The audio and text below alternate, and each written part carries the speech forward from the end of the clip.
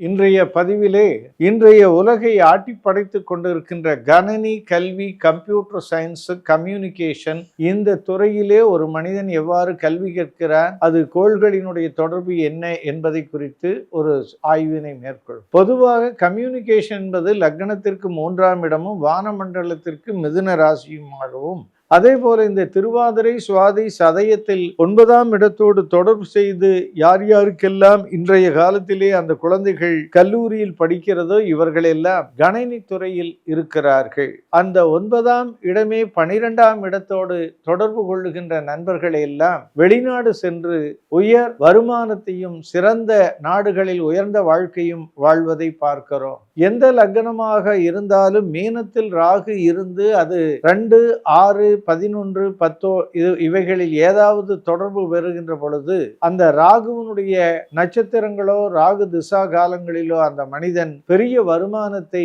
ஈட்டுவதை பார்க்க முடிகிறது. இதர ராகு நட்சத்திரங்களும் வெற்றிகளை தருகிறது.